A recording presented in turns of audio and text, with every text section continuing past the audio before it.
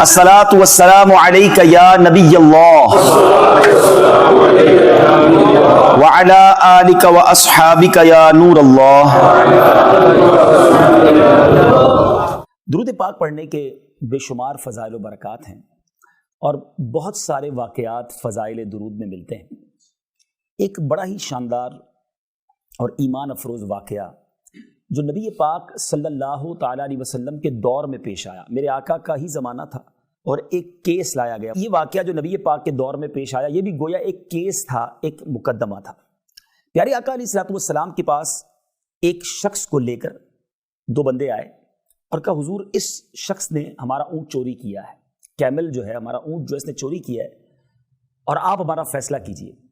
سرور کائنات صلی اللہ تعالیٰ علیہ وسلم نے اس سے پہلے کہ میرے آقا کچھ فرماتے، اسلامی عدالت میں فیصلہ کرنے کے لیے دو گواہ چاہیے، چوری کا مال ہو وہ بھی موجود تھا اور جس کو نامزد کیا تھا، جس کے اوپر یہ الزام تھا وہ بھی تھا، تو بہت کلیئر کیس نظر آ رہا تھا کہ شاید فیصلہ ہو جانا چاہیے تھا۔ مگر نبی پاک علیہ الصلوۃ والسلام تو دلوں کے حال بھی جانتے ہیں۔ آقا علیہ الصلوۃ والسلام نے اس شخص سے کہ بتاؤ یہ جو تمہارے اوپر الزام لگایا ہے اپنی صفائی میں کچھ کہنا چاہتے ہو؟ اس صحابی رسول نے کمال کی بات کر دی۔ وہ کہتے ہیں یا رسول اللہ صلی اللہ تعالیٰ علیہ وسلم مجھ سے نہ پوچھیں کہ سچ کیا ہے، آپ اس اونٹ سے پوچھ لیجئے کہ بتا اس کا مالک کون ہے۔ ان کو یہ پتا تھا کہ میں اس دربار میں حاضر ہوں کہ جو زمین پر کھڑے ہو کر چاند کو اشارہ کریں وہ دو ٹکڑے ہو جاتا ہے، آقا پتھروں کو اشارہ کریں تو کلمہ پڑھنے لگ جاتے ہیں، درخت کو اشارہ کریں تو وہ زمین چیر کے آ جاتا ہے۔ تو نبی پاک تو سراپا معجزہ ہیں، تو صفائی دینے کی ضرورت ہی نہیں ہے، اونٹ سے ہی پوچھ لیجئے۔ سرور کائنات صلی اللہ تعالیٰ علیہ وسلم نے منع نہیں کیا، ڈینائی نہیں کیا کہ میں کیسے اونٹ سے بات کروں۔ اللہ کے حبیب وہ ہیں جو جانوروں کی بولیاں سمجھتے بھی ہیں اور آپ کے حکم سے جانور بولنا بھی شروع کر دیتے ہیں۔ نبی پاک نے فرمایا اے اونٹ بتا تیرا مالک کون ہے، ہو از یور اونر؟ وہ اونٹ کہتا ہے آپ اللہ کے رسول ہیں۔ پہلے تو اس نے نبی پاک کی گواہی دی اور اس کے بعد وہ کہتا ہے حضور یہ دونوں جھوٹے ہیں، جس کو پکڑ کر لائے ہیں یہی میرا مالک ہے۔ پیارے آقا بہت خوش ہوئے، اس کی رہائی ہو گئی، وہ باعزت بری گویا ایک طرح سے ہو گیا، الزام سے بھی بری ہو گئے۔ اب نبی پاک نے بڑا کمال کا جملہ ارشاد فرمایا۔ سرور کائنات صلی اللہ تعالیٰ علیہ وسلم نے جو بات فرمائی وہ بڑی نرالی تھی کہ میرے آقا نے فرمایا کہ ایسا تیرا کون سا نیک عمل ہے جس کی وجہ سے تو اتنی بڑی ذلت و رسوائی سے بچ گیا؟ کیونکہ اس زمانے میں چور کے ہاتھ کاٹے جاتے تھے، اگر ہاتھ کٹ جاتے تو وہ جدھر بھی جاتا چور کے نام سے پہچانا جاتا، لوگ سمجھ جاتے ہاتھ کٹے ہوئے ہیں۔ لیکن سوال بڑا نرالا ہے، تھوڑا ہے باریک نقطہ سمجھیے گا۔ آقا اس امتی سے سوال کر رہے ہیں کہ تیرا کون سا نیک عمل ہے جس کی وجہ سے تو اتنی بڑی ذلت سے بچ گیا؟ حقیقت تو یہ ہے کہ کمال اور معجزہ تو نبی پاک نے دکھایا، مہربانی تو آقا نے کی تھی، اور پوچھ اپنے امتی سے رہے کہ تیرا کون سا نیک عمل ہے۔ یہ بھی ایک غلام پر شفقت کا انداز ہے نا۔ وہ شاعر لکھتے ہیں نا، آتا ہے فقیروں پہ انہیں پیار کچھ ایسا، خود بھیک دیں اور خود کہیں منگتا کا بھلا ہو۔ خود ہی کرم کیا اور خود ہی پوچھ رہے ہیں بتاؤ تیرا کون سا نیک عمل ہے۔ وہ کہتا ہے حضور اور کوئی نیک عمل تو یاد نہیں، ہاں میری زندگی میں یہ عمل ہے کہ میں آپ کی ذات پر کثرت سے درود پاک پڑھتا ہوں۔ میرے آقا نے کیا فرمایا؟ اے میرے امتی، حدیث پاک کا مضمون ہے، اسی طرح مجھ پر درود پاک پڑھتے رہا کرو، تم جس طرح دنیا میں ذلت سے بچ گئے ہو آخرت میں بھی ذلت سے بچ جاؤ۔ اب گویا یہ ہمیں فارمولا مل گیا، ہمیں یہ طریقہ مل گیا کہ اگر میں اور آپ چاہتے ہیں، کون ہے جو نہیں چاہتا کہ ہمیں دنیا اور آخرت میں سرخروئی ملے، یہاں بھی ذلت سے بچیں وہاں بھی بچیں، تو طریقہ یہی ہے کہ پیارے آقا صلی اللہ تعالیٰ علیہ وسلم پر کثرت سے درود پڑھتے رہیں۔ انشاءاللہ یہاں بھی کامیابی مقدر بنے گی، وہاں بھی کامیابی مقدر بنے گی۔ میں بھی نیت کروں اور آپ بھی نیت کریں کہ انشاءاللہ کثرت سے درود پاک پڑھیں گے۔ صلو علی الحبیب صلی اللہ تعالیٰ علی محمد صلی اللہ علیہ وسلم۔ تو آج بات چل رہی تھی، جیسے شروع میں نے کہا کہ ایسے افراد ہیں اور موقع ملتا ہے زندگی میں انسان کو کہیں نہ کہیں جسٹیفیکیشن کا، انصاف کرنے کا، فریقین کی سن کر کوئی فیصلہ کرنے کا موقع ملتا ہے۔ تو آج چند باتیں اسی حوالے سے عرض کروں گا۔ قیامت کے دن جو ہے، جو گرمی ہوگی اس کے بارے میں آپ نے سنا ہوگا کہ 50,000 سال کا دن ہوگا، سورج 1.25 میل پر ہوگا اور لوگ اپنے ہی پسینے میں ڈبکیاں کھا رہے ہوں گے، پیاس سے برا حال ہوگا۔ اس دن کوئی سایہ نہیں ہوگا سوائے اللہ کے عرش کے سائے کے، یوم لا ظل الا ظلک، اللہ کے عرش کے سائے کے سوا کوئی سایہ نہیں ہوگا۔ تو اس دن کس کو سایہ ملے گا؟ 7 قسم کے لوگ نبی پاک نے بیان فرمائے۔ میں انشاءاللہ وہ حدیث بھی آج آپ کو سناؤں گا۔ یہ میرے بیان کا آج ٹاپک ہے کہ میں نے اور آپ نے آج یہ بھی چیک کر لینا ہے کہ قیامت کے دن عرش کا سایہ جن خوش نصیبوں کو ملے گا میں ان میں شامل ہوں کہ نہیں, اور اگر نہیں ہوں تو آج سے کوشش تو شروع کر دوں نا, آج سے وہ کام تو شروع کر دوں. اور جن لوگوں نے فیصلہ کرنا ہے, میں نے ٹاپک کیوں لیا کہ سرور کائنات صلی اللہ تعالیٰ علیہ وسلم نے فرمایا قیامت کے دن جب اللہ کے عرش کے سوا کوئی سایہ نہ ہوگا, حدیث پاک کا مضمون ہے, 7 قسم کے لوگ ہوں گے, اس میں جو پہلا وہ شخص جس کو سایہ ملے گا نا وہ ہوگا عادل حکمران, عدل کرنے والا حکمران, صحیح فیصلہ کرنے والا, انصاف کرنے والا حکمران. خاندان کے بڑے, قبیلے کے بڑے یا اپنی کمیٹی وغیرہ کہیں نہ کہیں زندگی میں موقع ملتا ہے تو عدل کرنے والا انشاءاللہ قیامت کے دن اللہ کے عرش کے سائے میں ہوگا. اور اب ذرا سنیے کہ اسلام عدل کے بارے میں کیا کہتا ہے. سبحان اللہ. ایک بار مولا علی کرم اللہ تعالی وجہ الکریم, ان کا مرتبہ کون نہیں جانتا, شیر خدا ہیں, اور جس وقت امیر المومنین تھے آپ, ہیڈ آف دا اسٹیٹ, اس پوری مملکت کے سب سے بڑے عہدے پر آپ تھے, ٹھیک ہے نا. آپ نے ایک بار جنگ صفین کے لیے روانہ ہوئے تو آپ کی زرہ وہ جنگی لباس ہوتا تھا, آج کل بلٹ پروف جیکٹ ہوتا ہے, پہلے وہ لوہے کا پورا لباس ہوتا تھا, وہ آپ کا کہیں گر گیا. جب جنگ ختم ہونے کے بعد آپ کوفہ واپس آئے تو آپ نے وہی زرہ ایک یہودی کے پاس دیکھی بازار میں, اس کی دکان پر. تو آپ نے زرہ پہچان کر یہودی سے کہا یہ تو میری ہے, تمہارے پاس کیسے آ گئی؟ میں نے نہ کسی کو فروخت کی ہے, نہ کسی کو تحفہ دیا ہے, تمہارے پاس کیسے پہنچ گئی؟ وہ کہتے ہیں تو میری ہے, میرے قبضے میں اور میری ہے. تو آپ نے فرمایا چلو قاضی کے پاس چلتے ہیں. آرڈر نہیں دیا کہ میں ہیڈ آف دا اسٹیٹ ہوں, امیر المومنین ہوں, یہ زرہ میری ہے, چھین لیتے. فوجی کو کہتے, اپنے سپاہی کو کہتے مارو اس کو 2 تھپڑ اور نکال لو, نہیں کہ چلو فیصلہ کرواتے ہیں. امیر المومنین اس یہودی کو لے کر جاتے ہیں قاضی شریح کے پاس. اچھا قاضی شریح مسلمان ہیں, ظاہر امیر المومنین کے انڈر میں ہیں, لیکن قاضی کا ایک مقام ہوتا ہے, وہ کسی بھی اسٹیٹ پر اگر کوئی دنیا کا بڑا افسر بھی آ جائے تو اب اس کے نزدیک یہ دونوں برابر ہیں. تو قاضی شریح جس کو اپوائنٹ مولا علی نے کیا, جو نومینیشن ہوئی ہے وہ مولا علی کرم اللہ تعالی وجہ الکریم کی طرف سے ہوئی ہے, مگر اب یہ عجیب و غریب ڈیسیجن ہو گیا کہ امیر المومنین ایک یہودی کو, غیر مسلم کو لے کر آیا اور کہا کہ ہمارا فیصلہ کیجئے. میں کہتا ہوں کہ میری یہ ذرہ, یہ کہتا ہے اس کی ہے. تو قاضی نے کہا کہ امیر المومنین بتائیے کہ آپ کے پاس کوئی گواہ ہے, آپ کا دعویٰ ہے کہ یہ آپ کی ہے, یو ہیو اینی وٹنس؟ تو آپ نے کہا ہاں, میرا بیٹا امام حسن اور میرا غلام, اس کا نام کمبر, یہ دونوں گواہی دیں گے. تو قاضی شریح کہتے ہیں کہ باپ کے حق میں بیٹے کی گواہی معتبر نہیں ہے. آپ امیر المومنین ضرور ہیں, اور گواہی دینے والا کون؟ امام حسن, مرتبہ جنتی نوجوانوں کے سردار. مولا علی کون ہے کہ آقا علیہ الصلوۃ والسلام فرمائے میں علم کا شہر ہوں, علی اس کا دروازہ ہے. مگر اتنا بڑا جو ہے وہ مقام ہونے کے باوجود قاضی کیا کہہ رہا ہے کہ حضور بیٹے کی گواہی نہیں چلے گی. اب قاضی نے کیا کیا, اس یہودی کے حق میں فیصلہ دے دیا کہ due to lack of witness, گواہ موجود نہیں ہیں, اس لیے قانون کی روح سے یہ ذرہ تمہاری ہے. مولا علی کے حق میں فیصلہ نہیں دیا. مگر اس اسلامی فیصلے کا حال کیا ہوا, اس کا رزلٹ کیا آیا؟ وہ یہودی کہتا ہے کہ آپ امیر المومنین ہیں, آپ ہی مجھے قاضی کے پاس لے کر آئے, قاضی بھی مسلمان ہیں, مگر چونکہ گواہ نہیں تھا قانون کے مطابق اس نے میرے حق میں فیصلہ دیا. بے شک یہی دین سچا ہے, میں گواہی دیتا ہوں اللہ کے سوا کوئی معبود نہیں ہے, محمد صلی اللہ علیہ وسلم اللہ کے آخری رسول ہے. کلمہ پڑھ کر وہ یہودی مسلمان ہو گیا اور کہا حضور واقعی سچ تو یہی ہے, یہ ذرہ آپ ہی کی ہے, یہ ذرہ بھی آپ واپس لے لیجیے. میٹھے اسلامی بھائیوں, یہ واقعہ سنہرے حروف میں لکھے جانے کے قابل ہے. آپ ذرا سوچئے, کیا آج کے دور میں ایسا ہوتا ہے؟ جس کی لاٹھی اس کی بھینس, جس کی جناب طاقت ہے اس کا فیصلہ. کہیں نہ کہیں کسی نہ کسی موقع پر ہمیں زندگی میں فیصلہ کرنا پڑتا ہے, چاہے وہ اپنے ملازمین کے درمیان ہو, چاہے وہ اپنی فیملی کے درمیان ہو, چاہے 2 میاں بیوی لڑ پڑیں, کہیں نہ کہیں آ کر ہمیں کوئی بات کرنی پڑتی ہے. اس وقت ہمارا مائنڈ سیٹ کیا ہوتا ہے؟ سب سے بڑا پرابلم تو یہ ہے کہ ہمیں علم بھی تو نہیں ہے نا. جو دماغ میں, جو ذہن میں آیا, یا جو باپ دادا کا طریقہ رہا ہے, جو ہمارے قبیلے کا طریقہ رہا ہے, وہ ہمارے یہاں جملہ کہتے ہیں ہمارا ریت رواج یہی ہے. میرا اور آپ کا ریت رواج نہیں چلے گا, اسلام کا طریقہ چلے گا. ابھی تھوڑی دیر پہلے ہی میں مفتی قاسم صاحب اللہ ان کو اور حیاتی دے اور زندگی دے, بڑی کمال کی بات ہے, کلپ پہ دیکھ رہا تھا, ان سے سوال کیا کسی نے, کیا اسلام ہماری مرضی کا نہیں ہو سکتا؟ تو آپ نے فرمایا اسلام مرضی کا نہیں ہو سکتا, کفر مرضی کا ہو سکتا ہے. کہ کفر تو نافرمانی کا نام ہے نا, جیسی نافرمانی کرو. اسلام اللہ اور اس کے رسول کی مرضی کا چلے گا. میری اور آپ کی مرضی کا کہ بلوچستان میں یہ چلتا ہے, ہمارے جناب فلاں قبیلہ ہے اس کا یہ رواج ہے, وہ نہیں چلے گا. ہم مسلمان ہیں, ہم نے ایمان لائے ہیں, ہم کلمہ پڑھا ہے.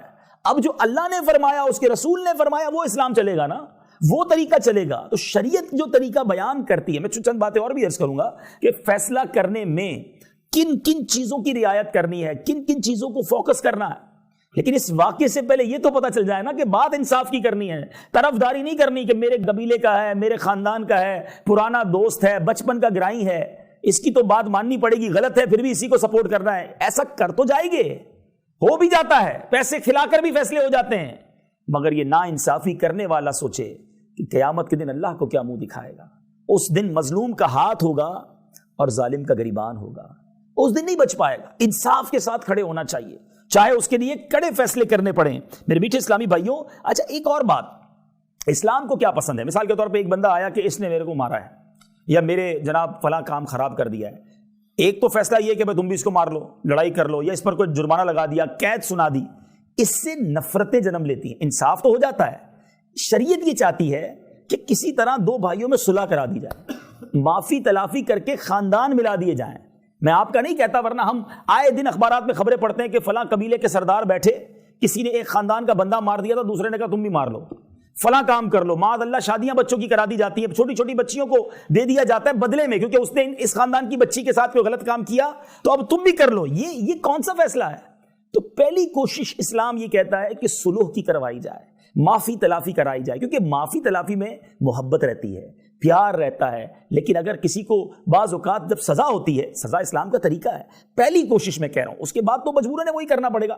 تو اب ذرا سنیے گا کہ ایک بار نبی پاک علیہ الصلوۃ والسلام حضرت انس رضی اللہ تعالیٰ فرماتے ہیں کہ سرکار دو عالم علیہ الصلوۃ والسلام نے تبسم فرمایا، مسکرائے. اچھا صحابہ بھی کمال کے تھے نا، نبی پاک کی کوئی بھی ان یوزول چیز دیکھتے جو جس کو کہیں کہ عادت مبارکہ میں نہ ہو، اچانک ہو جائے تو خاموش نہیں رہتے تھے. پیارے آقا سے کوسچن کر لیا کہ یا رسول اللہ صلی اللہ تعالی علیہ وسلم آپ کیوں مسکرائیں، کیا وجہ ہے؟ پیارے آقا علیہ الصلوۃ والسلام فرماتے ہیں کہ اللہ کی بارگاہ میں میرے دو امتی اللہ کی بارگاہ میں دو زانو گریں گے، قیامت کا دن ہوگا. ایک عرض کرے گا یا اللہ میرا انصاف دلا، اس نے مجھ پر ظلم کیا ہے. اللہ دعویٰ کرنے والے سے فرمائے گا کہ کیا کرے، اس کے اوپر تو پاس کوئی نیکی بھی نہیں ہے، کیونکہ اس زمانے میں پیسے تو نہیں ہوں گے نا کہ قیامت کے دن کسی کے پیسے کھائے ہوں گے تو ہم اپنے جیب سے نکال کے دے دیں گے، پیسے تو کسی کے پاس نہیں ہوں گے. ظلم کیا ہے تو اس کے بدلے نیکیاں دینی پڑیں گی. تو اللہ فرمائے گا کہ اس بندے کے پاس تو نیکی بھی نہیں ہے، وہ تجھے کیا دے؟ تو جس نے دعویٰ کیا ہوگا نا وہ کہے گا یا اللہ میرے گناہ اس کے سر ڈال دے. اور یہ کہہ کر نبی پاک رو پڑے، آقا کے آنسو گرنے لگے کہ وہ بڑا نازک دن ہوگا اے عمر. لوگ ایک ایک نیکی کو ترس رہے ہوں گے، حدیث کا مضمون ہے، ایک ایک نیکی کو ترس رہے ہوں گے. نیکی نہیں ہوگی تو بندہ چاہے گا میرا گناہ کسی کے سر جائے، یہ بوجھ اتر جائے. قیامت کے دن کی ہولناکی سے اس لیے ڈریں کہ ماں ہے نا، اس پوری کائنات میں سب سے زیادہ مجھ پر اور آپ پر مہربان کوئی ہے تو وہ میری ماں ہے، آپ کی ماں ہے. ماں سے زیادہ بچے سے کوئی پیار نہیں کرتا. ماں بھوکی رہ جائے گی، بچے کو کھلائے گی، ماں سردی اٹھا لے گی، بچے کو گرمی پہنچائے گی. لیکن قیامت کا دن ایسا نفسا نفسی کا ہوگا. سیدی اعلیٰ حضرت اسی میدان محشر کے اس نقشے کو اپنے اشعار میں بیان کرتے ہیں نا. آپ فرماتے ہیں ماں جب اکلوتے کو چھوڑے آ کہہ کے بلاتے یہ، باپ جہاں بیٹے سے بھاگے لطف وہاں فرماتے یہ. آقا وہاں کام آئیں گے، ماں باپ کام نہیں آئیں گے. تو اب پیارے آقا فرماتے ہیں کہ وہ اللہ کی بارگاہ میں بندہ کہے گا یا اللہ اگر اس کے بعد نیکیاں نہیں ہیں تو میرے گناہ اس کے سر پہ ڈال دے. اب اللہ تبارک و تعالیٰ کیا فرمائے گا؟ دیکھ تیرے سامنے کیا ہے، مظلوم سے فرمائے گا. تو وہ عرض کرے گا اے پروردگار میں اپنے سامنے سونے کا پورا ایک شہر دیکھ رہا ہوں، بڑے بڑے محلات دیکھ رہا ہوں جو موتیوں سے بنے ہوئے ہیں، موتیوں سے آراستہ ہیں. یہ شہر یا محلات کسی شہید یا پیغمبر کے لیے؟ تو اللہ فرمائے گا یہ اس کے لیے ہیں جو اس کی قیمت ادا کرے. تو وہ بندہ کہے گا یا اللہ اس کی قیمت کون ادا کر سکے گا؟ اتنے بڑے بڑے سونے کے محلات ہیں، پورے پورے گھر سونے اور جواہرات کے بنے ہوئے ہیں. تو اللہ فرمائے گا تو ادا کر سکتا ہے، اے بندے تو ادا کر سکتا ہے. وہ عرض کرے گا وہ کس طرح؟ اللہ عز و جل فرمائے گا اس طرح کہ تو اپنے بھائی کے حقوق معاف کر دے، اپنے اس بھائی کو معاف کر دے جو اس نے تجھ پر ظلم کیا ہے نا، تو معاف کر دے. تو کہتا ہے یا اللہ میں نے سارے حقوق معاف کیے، اگر مجھے یہ محل ملنے والے ہیں تو میں نے سارے حقوق معاف کیے. اللہ فرمائے گا اپنے اسی بھائی کا ہاتھ پکڑ اور دونوں اکٹھے جنت میں چلے جاؤ. یہ ہے میرا رب، یہ ہے اس کی شان کریمی. رب قیامت کے دن سلو کروائے گا.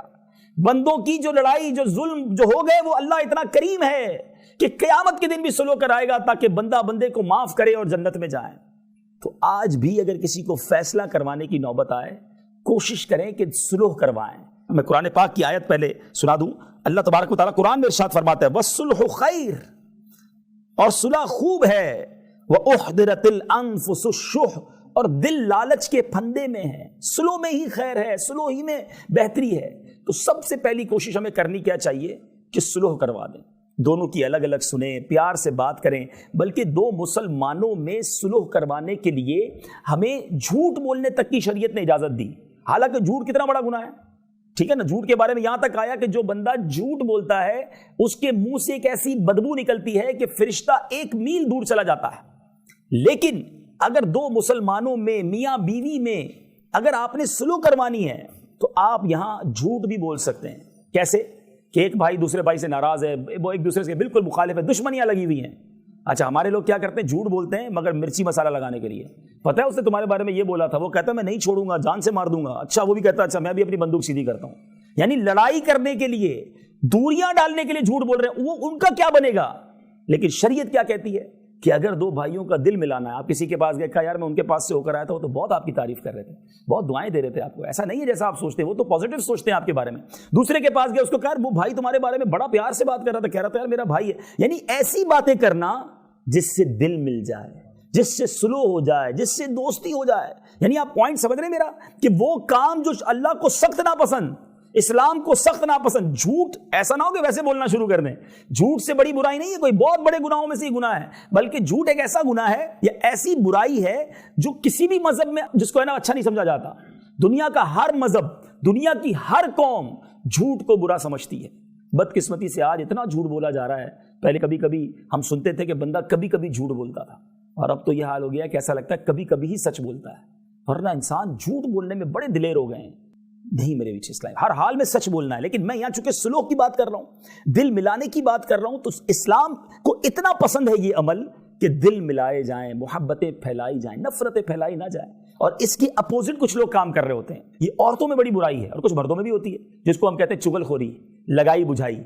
فلاں یہ کہہ رہا تھا, اس کی دکان سے اٹھے تو اگلی دکان پر گئے, یار وہ تو تمہارے بارے میں یہ کہتا تھا, اس کی مل سے نکلے دوسرے کی مل میں گئے, وہ تو تمہارے بارے میں یہ کہہ. معاذ اللہ, اگر کہہ بھی رہا تھا تو آپ پر فرض ہے اس تک پہنچانا, تاکہ اور دوری ہو جائے, اور دشمنی ہو جائے. آپ کوئی خبر پہنچانے والے افراد ہیں کہ ایک خبر دوسری خبر تک پہنچانا ضروری ہے. دیکھیں ہمارا شعبہ اپنی جگہ پر, جیسے میں نے بھی ایک جملہ کہا کہ اسلام ہماری مرضی کا نہیں ہوگا, ہمیں اسلام کی مرضی کے مطابق ہونا پڑے گا نا. تو ہم صحافی ہوں, کاروباری ہوں, ہم قبیلے کے سردار ہوں, ہم زمیندار ہوں, ہماری فیلڈیں مختلف ضرور ہیں, مگر ہیں ہم سارے مسلمان, ہم سب اسلام کے تابع ہیں. ہمیں اللہ اور اس کے رسول کے احکام پہ چلنا ہے نا. تو ہمیں یہ اجازت نہیں ملے گی کہ ہم لوگوں کو جناب ان کی باتیں ادھر تک پہنچائیں, کوئی اسکینڈل بنائیں, کوئی میسیجز چلانا شروع کر دیں کہ فلاں کے گھر میں یہ ہو گیا, فلاں کے پرابلم یہ ہو گئی. یاد رکھیں, جو کسی کے عیب اچھالتا ہے دنیا میں, اس کے عیب بھی کھول دیے جاتے ہیں. اور جو کسی کے عیب چھپاتا ہے, پتہ چل بھی جائے نا کہ فلاں کے پرابلم ہو گئی ہے, فلاں کا یہ مسئلہ ہو گیا ہے, عیب چھپانے والے بنو, اللہ اس کے عیب بھی چھپائے گا. سچ بتائیے, اپنے آپ سے پوچھ لیتے ہیں, جو میرے اور آپ کے عیب ہمیں پتا ہے, وہ اگر لوگوں کو پتا چل جائیں, ہم کسی کو منہ دکھانے جیسے رہیں گے؟ خود سوچیں, ایسی غلطیاں ہیں سب کی, اکیلے میں ایسے گناہ کیے ہیں, لوگ بڑا ہمیں اچھا سمجھتے ہیں, نیک سمجھتے ہیں. یہ کیا اللہ کی مہربانی ہے کہ اللہ نے میرے اور آپ کے عیب چھپائے ہیں. وہ جانتا ہے مگر پھر بھی چھپائے ہیں. وہ رب ہو کر چھپا رہا ہے, حالانکہ گناہ اس کے کیے ہیں, نافرمانی اس کی ہے. اور ہم بندے ہو کر کسی کا عیب پتہ چلے تو فوراً پھیلانے میں لگ جاتے ہیں, فوراً دوسروں کو بتانے میں لگ جاتے ہیں. نہیں میرے پیچھے اسلام, یہ اسلام نہیں ہے. نرم ہو جائیں, لوگوں کے خیر خواہ ہو جائیں, سلوح کروانے والے بنے, اچھا فیصلہ کرنے والے بنے, انصاف کرنے والے بنے. یہ شریعت چاہتی ہے, یہ اسلام کی خوبصورتی ہے. کسی کو فیور دے کر اگلے پہ ظلم کر دیں گے, یہاں تو چل جائے گا, یہاں لوگ نہیں بگاڑ سکتے. بعض اوقات کچھ لوگ اتنے پاورفل ہوتے ہیں کہ جن کا کوئی کچھ نہیں بگاڑ سکتا. مگر جس طرح میں نے شروع میں کہا کہ ایک دن آنا ہے جب مظلوم کا ہاتھ ہوگا, ظالم کا گریبان ہوگا, اور اللہ مظلوم کے ساتھ ہوگا.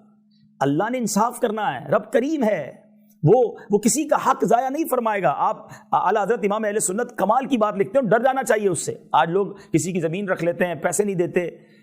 سیدی اعلیٰ حضرت فرماتے ہیں جو کسی کے 3 پیسے, I am not talking about million rupees اور 10 ملین روپیز اور لاکھوں روپے کی بات نہیں کر رہا, صرف 3 پیسے جان بوجھ کر دبا لے, بروز قیامت اسے 700 مقبول با جماعت نمازیں دینی پڑ جائیں گی.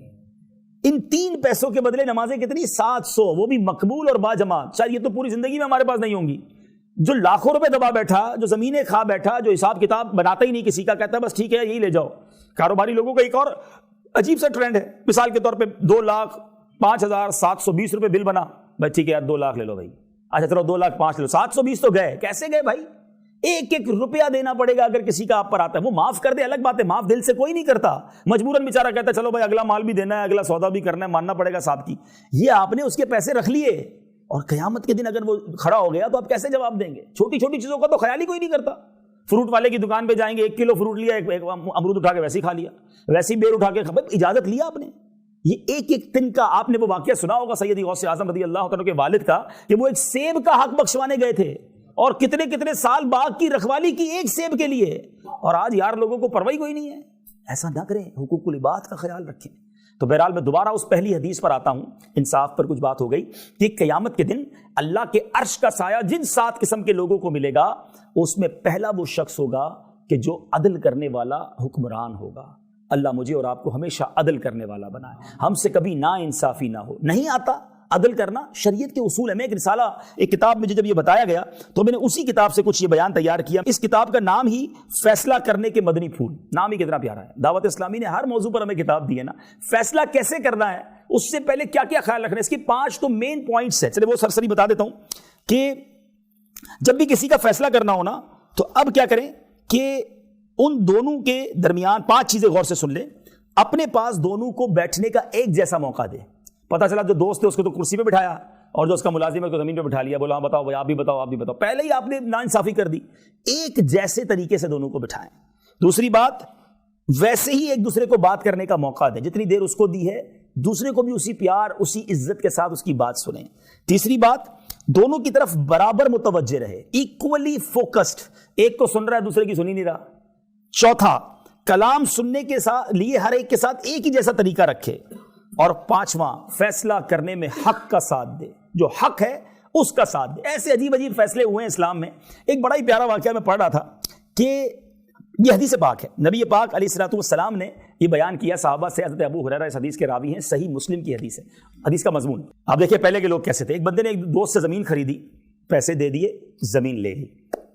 زمین میں اس نے کام کروانے کے لیے جب اس کی کنسٹرکشن وغیرہ کے لیے کھڈا وغیرہ کیا, اندر سے ایک برتن نکلا اور اس کے اندر گھڑا بڑا سا تھا جس میں پورا سونا بھرا ہوا تھا. ہم تو کہیں لاٹری لگ گئی بھائی, پلاٹ لیا, سونا بھی مل گیا. یہ کیسا دور تھا کہ وہ بندہ پہلے والے کے پاس گیا, کہتا جناب میں نے آپ کی زمین لی تھی, اس میں سونا نکلا, یہ سونا آپ کا ہے. دوسرا کہتا نہیں بھائی میں نے زمین بیچی ہے, سونا بیچا نہیں, یہ تیرا ہے. ان دونوں کا کانٹراڈکٹ کیا ہوا, ان دونوں کے درمیان تنازع یہ ہوا, وہ کہتا ہے سونا تیرا ہے, وہ کہتا نہیں تیرا ہے. ہمارے لڑائی یہ ہوتی میرا ہے بھائی, میری زمین سے پیسے تو دے دیے تھے نا. یہ دل تھا لوگوں کا. اب یہ مقدمہ گیا قاضی کے پاس. اب بتائیے ایسا پاسبل؟ نبی پاک فرما رہے ہیں کہ یہ دونوں پہنچ گئے قاضی کے پاس. زمین والا کہتا ہے بھائی یہ سونا تیرا ہے, وہ جس کا سونا وہ کہتا ہے بھائی تیرا ہے. ان دونوں کے درمیان بحث ہو رہی ہے. قاضی بھی کمال کا, کہتا بتاؤ تمہاری اولاد ہے؟ ایک کہتا ہاں میرا بیٹا ہے, دوسری کہتی ہاں میرے پاس میری بیٹی ہے. کہا ایسا کرو دونوں کی شادی کرواؤ اور یہ سونا ان کو دے دو. دونوں کے پاس رہے. لیکن آپ سوچئے کہ یہ کیسا دور تھا اور کس طرح کے, جس کو کہ صاف دل کے لوگ تھے کہ میرے اوپر کسی کا حق نہ آ جائے. اللہ کرے میرا آپ کا یہ ذہن بن جائے کہ میرا اگر کسی نے رکھ بھی لیا نا اس کو معاف کر دوں, لیکن کسی کا مجھ پر نہ آ جائے, ورنہ میں قیامت کے دن کیسے جواب دوں گا؟ 5 10 15 100 روپے بھی ہوئے تو جواب دینا مشکل پڑ جائے گا, ادھر تو ہزاروں لاکھوں کا معاملہ ہوتا ہے. تو یہ مائنڈ سیٹ اللہ کرے ہمارا بن جائے. تو بہرحال پہلا وہ شخص 7 لوگوں میں سے جس کو اللہ کے عرش کا سایہ ملے گا وہ ہے عادل حکمران. عدل کریں گے نا انشاءاللہ, اور اس میسج کو فارورڈ بھی کریں, اس میسج کو عام کریں. نمبر 2, دوسرا وہ نوجوان جس کی جوانی اللہ کی اطاعت میں گزری. جس نوجوان کی جوانی اللہ کی اطاعت میں گزرے گی, عبادت میں گزری, اس کو اللہ کے عرش کا سایہ ملے. نوجوان آج کے دور میں کہتا ہے جناب جوانی تو عیاشی کے لیے ہے, انجوائمنٹ کے لیے ہے, بڑھاپے میں اللہ کر لیں گے. تو کیا نوجوان نہیں مرتا؟ کیا ہمارے سامنے جوانوں کے جنازے نہیں اٹھ رہے؟ ہمیں یہ سوچنا چاہیے کہ ہمیں اپنی جوانی کو اللہ کی اطاعت میں گزارنی ہے. جو جوانی میں گناہ کرتے ہیں وہ قیامت کے دن اللہ کو کیا منہ دکھائیں گے؟ جوانی میں تو انسان کے اعضاء سلامت ہیں, بڑھاپے میں تو عبادت کا ویسے بھی انسان کے پاس ہمت نہیں بچتی ہے. اور کچھ لوگوں نے بڑا باقاعدہ پلان کیا ہوا, جب بھی ان کو کہنا بھائی نماز کیوں نہیں پڑھتے, آپ سنت پر عمل کیوں نہیں کرتے, آپ حرام کام کیوں نہیں چھوڑتے, تو کہتے ہیں بس یہ 40-45 سال تک تھوڑا سا کر لوں, اس کے بعد میں نے اللہ ہی کرنا ہے. تو کیا آپ کے پاس گارنٹی ہے کہ آپ 50 ایئرس تک پہنچیں گے؟ ہیں پر آپ کے پاس یہ گارنٹی ہے کہ آپ زندہ رہیں گے؟ آپ میں اتنے سارے پڑھے لکھے لوگ بیٹھے ہیں, کوئی ہے جو کل تک زندہ رہنے کی مجھے گارنٹی دے دے؟ کوئی ایک ہے آپ میں سے؟ نہیں ہے نا. ہمیں تو ابھی یہاں سے اٹھ کر گھر زندہ جائیں گے یہ نہیں پتا. آگاہ اپنی موت سے کوئی بشر نہیں, سامان 100 برس کا ہے, پل کی خبر نہیں. جب پل کی خبر نہیں ہے تو کل کی پلاننگ کیوں کر رہے ہیں؟ ابھی توبہ کرنی ہے نا, ابھی اللہ کو راضی کرنا ہے. اسی آسرے میں کئی لوگ دنیا سے چلے گئے کہ توبہ کر لوں گا, نماز شروع کر دوں گا, گناہ چھوڑ دوں گا, بس ذرا گھر بنا لوں, مجھے پتا ہے میں غلط کام کر رہا ہوں لیکن ایک ذرا فیکٹری سیٹ ہو جائے, اس کے بعد میں نے توبہ ہی کرنی ہے. بھائی یہی تو شیطان چاہتا ہے کہ آج نہ کرو, کل کی پلاننگ کرو, 5 سال بعد کی پلاننگ کرو اور دنیا سے چلے جاؤ, بغیر توبہ کیے چلے جاؤ. اللہ کے عرش کا سایہ اس نوجوان کو ملے گا جس نوجوان کی جوانی عبادت میں گزری. اور آپ اگر تھوڑا سا توجہ دیں دعوت اسلامی کے مدنی ماحول پر, میں کہتا ہوں دنیا میں کوئی ایسا ماحول نہیں ہے جس میں لاکھوں نہیں کروڑوں نوجوان ہیں, اور کروڑوں نوجوان اسلامی بھائی اور اسلامی بہنیں اس بھری جوانی میں جنہوں نے توبہ کی ہے, جو گناہوں میں نہیں نیکیوں میں زندگی گزار رہے ہیں, جو نماز پڑھ رہے ہیں, جو سنتوں پر عمل کر رہے ہیں. کیا ان نوجوانوں کا دل نہیں چاہتا انجوائے کرنے کا, ہے فیشن اپنانے کا, معاذ اللہ گندے برے کام کرنے کا؟ شیطان تو سب کے دل پر حملہ کر رہا ہے نا, مگر کمال یہ ہے کہ یہ نوجوان شیطان سے مقابلہ بھی کر رہے ہیں اور اللہ کی رضا والے کام کر رہے ہیں. ہم اور آپ بھی اس ماحول میں آئے ہیں, مرنا ہم نے بھی ہے. تیسرا وہ شخص جس کو اللہ کے عرش کا سایہ ملے گا, میرے آقا فرماتے ہیں وہ شخص جس کا دل مسجد سے نکلنے کے بعد بھی مسجد کی طرف لگا رہے, نکلے مسجد سے پھر دل چاہے مسجد میں جانے کو. اب ایسے کتنے ہیں؟ ابھی تو دھکا مار کے ایسا لگتا ہے مسجد میں بھیجنا پڑتا ہے. جمعے والے دن مسجد نظر آتی ہے, وہ تو ہمارا بس نہیں چلتا ورنہ اپنی گلی گلی میں کہیں گھر میں جمعہ پڑھ لیں, لیکن جانا پڑتا ہے مسجد میں اس لیے جمعے کو لوگ جاتے ہیں, ورنہ پورا پورا ہفتہ مسجد کا منہ نہیں دیکھتے. یہ درست نہیں ہے میٹھے اسلامی بھائی. آج مسلمان مسجد میں جاتا ہے اور ایسے نظر آتا ہے جیسے مچھلی پانی سے باہر ہے, بالکل بے چین ہے, جلدی جلدی گھڑی دیکھ رہا ہے یار کب جماعت ختم ہو, فوراً باہر نکلوں. دعا بھی نہیں کرتے, ابھی امام صاحب نے سلام پھیرا اور باہر جانے والوں کی لائن شروع ہو گئی. کسی دن امام صاحب سے 2-4 منٹ جماعت لیٹ شروع ہو جائے, پھر دیکھیں جناب امام صاحب کو پکڑ لیں گے لوگ. 3 منٹ آپ نے جماعت لیٹ کی, آج آپ نے اتنی لمبی دعا کروا دی. اللہ کے بندوں, اگر 2-3 منٹ اللہ کے گھر میں اور بیٹھنے کو مل گیا تو یہ اچھا ہوا یا غلط ہوا؟ تمہاری سانسیں اللہ کے گھر میں گزر گئیں, رحمتوں والی جگہ پر گزر گئیں. وہی بندہ بار کچہری میں 1 گھنٹہ بیٹھ جائے گا دوستوں کے ساتھ, مسجد میں 3 منٹ جماعت کیوں لیٹ ہوئی اس پر اس کو اعتراض ہوگا. ہونی نہیں چاہیے جماعت, ٹائم پہ ہی ہونی چاہیے, لیکن اپنے دل سے پوچھیں نا کہ مجھے اگر تھوڑا ٹائم مسجد میں اور لگ گیا تو یہ اچھا ہوا یا برا ہوا؟ بیسٹ پارٹ ایک حدیث سناتا ہوں. اللہ کے حبیب علیہ الصلوۃ والسلام فرماتے ہیں پوری کائنات میں, حدیث کا مضمون ہے, اللہ کے نزدیک زمین پر سب سے بہترین ٹکڑا جو ہے وہ مسجد ہے, اور اللہ کے نزدیک سب سے برا حصہ جو زمین پر ہے وہ بازار ہے. بازار کو کیوں کہا گیا؟ کہ وہاں غفلت ہوتی ہے, وہاں جھوٹ بولتے ہیں لوگ, وہاں دھوکہ دیتے ہیں. جو بازار میں بھی عبادت کرے, جو بازار جائے وہاں بھی ذکر کرے, وہاں بھی حلال کمائے, اس کی بڑی فضیلت ہے. لیکن آج ہمارا بازار میں وقت زیادہ گزرتا ہے, مسجد میں وقت نہیں گزرتا. تو خدارا اپنا کنیکشن مسجد سے بڑھائیے. آپ اللہ کے مہمان بنتے ہیں. مسجد کس کا گھر ہے؟ ذرا جواب دیجیے گا. اللہ کا گھر. مجھے بتائیں جو اللہ کے گھر میں گیا وہ کس کا مہمان بنا؟ اللہ بغیر خوش کیے واپس بھیجے گا, وہ جھولی بھر کے بھیجے گا, وہ مرادیں عطا فرمائے گا, وہ تمہیں راضی کر کے بھیجے گا. جاؤ تو صحیح نا. ادھر جا کے بھاگنے کی پڑی ہوتی ہے, ادھر جا کے ٹینشن ہوتی ہے. مہمان کو, میزبان کو اچھا لگے کہ جاتی بولے میں جا رہا ہوں. آپ کا تو بلوچی کی روایت ہے کھائے بغیر تو جا نہیں سکتے, چائے بغیر تو جا نہیں سکتے. آپ کو برا لگ جاتا ہے آپ کا مہمان کچھ کیے بغیر چلا جائے. اللہ کے گھر سے ویسے ہی باہر آ گئے, خود سوچیے آپ کیا کر رہے ہیں. بار بار مہمان بنے اور سکون والے مہمان بنے. ایک اور بات, مسجد میں جائیں تو اس کا ادب بھی کریں. آپ کے گھر میں کوئی آئے مہمان, آ کر گندگی کرے, شور مچائے, آپ کیا کہتے ہیں؟ آئندہ نہیں بلانا اس کو تمیز نہیں ہے. ایسا ہی ہے. اور کوئی مہمان آئے بڑی عزت سے بیٹھے, بڑا آپ کے گھر کے ساتھ صفائی ستھرائی والا ماحول رکھے, جاتے جاتے آپ کو 2 تحفہ بھی دے کے جائے, آپ کیا کہیں گے؟ بڑا یار کمال کا آدمی, اس کو دوبارہ بلانا ہے. ایسا ہی ہے. اگر اللہ کے گھر کا بار بار مہمان بننا ہے نا تو اچھے مہمان بنو, مسجد کا ادب کریں, عزت کے ساتھ جائیں, صاف کپڑے پہن کے جائیں, خوشبو لگا کر جائیں, شور نہ کریں مسجد میں. اللہ کے گھر کا ادب کریں, اللہ بار بار بلائے گا. یہی نہیں بلکہ اپنے گھر مکے میں بھی بلائے گا انشاءاللہ. ہاں, بار بار حج کو بلائے گا کیونکہ اچھے مہمان تھے نا آپ.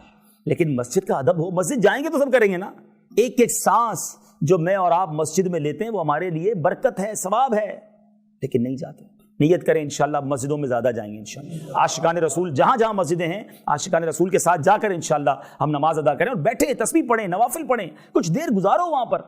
ایک بڑا آپ کے جیسے وہ بڑے صدر ہوتے ہیں, سی ایم صاحب سمجھ لیں, آپ کو کوئی سی ایم کہے جناب ہمارے گھر پہ آپ نے آنا ہے, بندہ پہلے تو پورا ہفتہ محلے کو بتاتا ہے مجھے سی ایم صاحب کے پاس جانا ہے, اور بلایا کتنی دیر کے لیے؟ 10 منٹ کے لیے. اور اگر وہ 10 منٹ کے بعد کے اور بیٹھ جاؤ, اور آپ تو جناب خوش, اور بٹھا رہا ہے یار, کمال ہے, بلایا 10 منٹ کے لیے تھا اور 1 گھنٹہ بٹھایا. تمہیں دنیا والا کوئی زیادہ دیر بٹھا لے اچھا لگتا ہے, اللہ کے گھر میں زیادہ دیر بیٹھنا اچھا نہیں لگتا. خود سوچیں آپ اپنے ساتھ ہم کیا کر رہے ہیں. تو مسجد کے ساتھ اپنا کنیکشن بڑھائیں, لگاؤ بڑھائیں, انشاءاللہ اس کی برکتیں ملے گی. چوتھا, وہ شخص جس کو اللہ کے عرش کا سایہ نصیب ہوگا, وہ 2 شخص جو اللہ کی محبت میں ملیں اور اللہ ہی کی محبت میں جدا ہو جائیں. کوئی دنیاوی مقصد نہ ہو, انہیں بھی اللہ کے عرش کا سایہ ملے گا. اب یہ ماشاءاللہ ابھی کی محفل دیکھ لیں، میرا کوئی بھی رشتہ دار یہاں پر نہیں، بہت سو کو تو میں جانتا بھی نہیں ہوں، لیکن ہم سب کیوں آئے ہیں؟ اللہ کی رضا کے لیے. ہمارا کوئی دنیاوی مقصد نہیں، کوئی بزنس ڈیلنگ نہیں ہو رہی ہے. اللہ کی رضا کے لیے آپ اپنے کام کاج کو چھوڑ کر آئے ہیں، تھوڑی دیر بعد آپ جدا ہو جائیں گے. یہ وہ محفلیں ہیں، یہ وہ اجتماعات ہیں، یہ وہ گیدرنگز ہیں جو انشاءاللہ اللہ کے عرش کے سائے کا سبب بنیں گی. دعوت اسلامی کے اجتماع میں آیا کریں تو انشاءاللہ اس طرح کی محفلیں قیامت کے دن اللہ کے عرش کے سائے کا سبب بنیں گی انشاءاللہ. پانچواں، سبحان اللہ، بڑا خوبصورت کیٹیگری. آقا فرماتے وہ بندہ جو اکیلے میں اللہ کو یاد کرے، اکیلے میں رب کو یاد کرے اور اس کی آنکھوں سے آنسو بہ نکلے، اللہ قیامت کے دن اپنے عرش کا سایہ نصیب کرے گا. بعض اوقات محفل میں، اجتماع میں کبھی کبھی ہماری آنکھوں سے آنسو نکل جاتے ہیں جب دعا ہوتی ہے، کوئی نعت اچھی پڑھ رہا ہوتا ہے، یہ ٹھیک ہے، لیکن مزہ یہ ہے کہ میں جانوں میرا رب جانے. اکیلا کمرہ بند ہوا، تھوڑا سا دیر رات کو اٹھ جائیں، تہجد پڑھیں، عشاء پڑھ کے سو جائیں. تہجد کے لیے ضروری ہے کہ عشاء پڑھی ہوئی ہو اور عشاء پڑھ کے بندہ سوئے، اور اب فجر کا وقت شروع ہونے سے پہلے کبھی اٹھ جائے اور اکیلے کمرے میں جانماز بچھائیں. مشورہ دے رہا ہوں آپ کے، کسی کو بیمار ہوگا، کسی کا کوئی پرابلم ہوگا، کسی کا فیملی ایشو ہوگا، ادھر ادھر نہ جاؤ، اللہ کریم ہے، اس کے پاس جاؤ نا بھائی. تہجد میں اٹھیں، ہاتھ اٹھائیں، آنسو بہائیں، اللہ سے اپنی پرابلم بھی عرض کریں اور اپنی آخرت کے لیے بھی دعا کریں، اللہ سے اس کی محبت بھی مانگیں. اکیلے میں اللہ کو یاد کر کے رونے والا، اللہ کے حبیب فرماتے ہیں اس کو قیامت کے دن اللہ کے عرش کا سایہ نصیب ہوگا. اللہ مجھے اور آپ کو ایسی نیکیاں کرنے کی توفیق دے. آج پرابلم یہ کہ ہم نے تو ہر نیکی لوگوں کو بتانی ہے، اکیلے میں تو کرنا ہی کچھ نہیں ہے. اکیلے میں کچھ کر بھی لیا تو وہ بھی لوگوں کو بتانا ہے. یار مولانا صاحب نے کل کہا تھا نا اکیلے میں رونا ہے، تو آج میں تہجد میں اٹھا تھا اور خوب رویا تھا، یہ بھی بتا دیا. او بھائی، آپ جانے، آپ کا رب جانے. ایک چوٹ کرتا ہوں استاد محمد والوں، ایسی کتنی نیکیاں ہیں ہمارے پاس جو صرف میں جانوں اور میرا رب جانے. اپنے آپ سے پوچھئے گا، ہم نے جتنے حج کیے لوگوں کو بتائے، جتنے عمرے کیے، بلکہ عمرے میں طواف کتنے کیے وہ بھی بتا دیے ہوں گے، کتنے روزے رکھے، کتنے صدقے دیے، جو بھی نیکی کی وہ لوگوں کو بتاتے ہیں. کیوں بتاتے ہیں بھائی؟ میں جانوں میرا رب جانے. ایسی نیکیاں کیجئے جو آپ جانے اور آپ کا رب جانے. علماء کہتے ہیں جس طرح آپ نے گناہ چھپاتے ہو نا، اس طرح اپنی نیکیاں چھپاؤ. گناہ ہم میں سے کوئی نہیں بتائے گا کہ ہم نے کیا کیا گڑبڑے کی ہیں، وہ سب بندہ چھپاتا ہے. نیکیاں سب کو بتا رہے ہیں، مجھ سے بڑا نیک کوئی نہیں. نہ جناب نہ، میں جانوں میرا رب جانے. تو یہ اکیلے میں آنسو بہانے والے کو اللہ کے عرش کا سایہ ملے گا. چھٹا، سکسٹھ، آقا فرماتے وہ نوجوان، وہ شخص جس کو کوئی مال و جمال والی عورت گناہ کے لیے بلائے اور وہ کہے میں اللہ سے ڈرتا ہوں، اس کو موقع ملے گناہ کرنے کا اور وہ اللہ کی رضا کے لیے، اللہ کے خوف سے اپنے آپ کو بچا لے. آج حال بہت برا ہے. آج لوگ گناہوں کے اڈے ڈھونڈتے ہیں، گناہ کرنے کے لیے مختلف کنٹریز میں جاتے ہیں. نہیں میرے میٹھے اسلامی بھائی، جدھر بھی جائیں گے اللہ دیکھ رہا ہے. اللہ وہ خوف نصیب کر دے، اللہ وہ خیال نصیب کر دے کہ جب گناہ کا جی چاہے نا تو یہ خیال آ جائے کہ جو بھی میں کرنے جا رہا ہوں یہ اللہ دیکھ رہا ہے. اللہ مجھے اور آپ کو اپنا صحیح خوف نصیب فرمائے. ساتواں، وہ شخص سبحان اللہ کہ اس طرح چھپا کر صدقہ دے، ایسے صدقہ دے کہ دائیں ہاتھ سے صدقہ دے تو بائیں ہاتھ کو پتہ نہ ہو، پتہ نہ چلے کسی کو. ادھر بائیں ہاتھ کو تو شاید پتہ نہیں ہوتا، مگر پورے بلوچستان کو تو پتہ ہوتا ہے.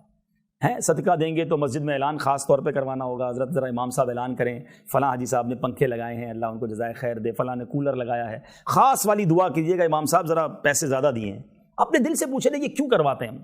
تاکہ نمازیوں کو پتہ چلے میں جانوں میرا رب جانے. میں نے کہا نا یہ ہے مشکل، آسان نہیں ہے، بلکہ کتنا مشکل ہے میں آپ کو بتاتا ہوں. ایک بار فرشتوں کے اندر یہ ڈیبیٹ شروع ہو گئی، بحث ہو گئی کہ اللہ کی سب سے مضبوط مخلوق کون سی ہے، طاقتور کریشن. تو فرشتوں نے کہا پہاڑ بڑے زبردست مضبوط ہیں، اللہ نے زمین میں گاڑ دیا اس کو، زمین ٹھہر گئی ہے. دوسرے نے کہا لوہا تو پہاڑ بھی کاٹ دیتا ہے.